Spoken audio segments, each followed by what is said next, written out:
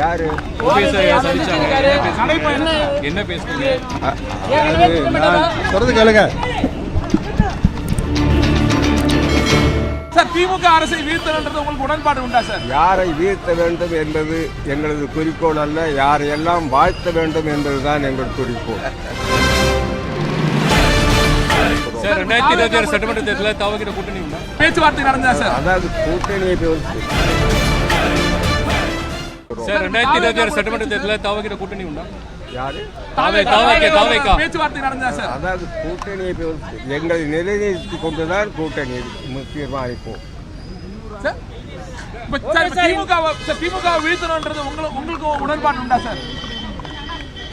Sir, திமுக அரசை வீழ்த்தணுன்றது உங்களுக்கு உடன்பாடு உண்டா சார்? யாரை வீழ்த்த வேண்டும் என்பது எங்களது குறிக்கோள் அல்ல, யாரையெல்லாம் வாழ்த்த வேண்டும் என்பதுதான் எங்கள் குறிக்கோள்.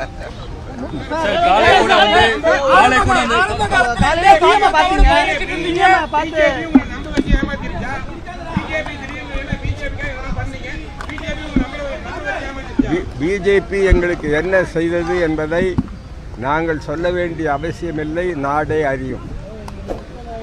காலையில் முதலமைச்சரோட வந்து சந்திச்சாங்க. யாரு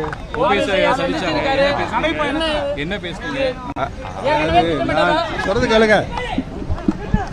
நான் சென்னையில் இருக்கின்ற பொழுது தியாசபைகள் சொசைட்டியில் நடைபயிற்சி மேற்கொள்வது வழக்கம். அந்த நடைபயிற்சியின் போது அவரும் நடைபயிற்சியில் இருந்தால் வணக்கம் சொல்லிவிட்டு செல்றோம். ஐயா, தேசிய ஜனநாயக கூட்டில இருந்து நீண்ட காலமா பயணிச்சு இன்னைக்கு அதுல இருந்து வெளியே வரும் ஒரு முடிவு எடுத்திருக்கீங்க. இப்போ இந்த முடிவுக்கான ஒரு ஸ்ட்ராங்கான ஒரு ரீசன் என்ன?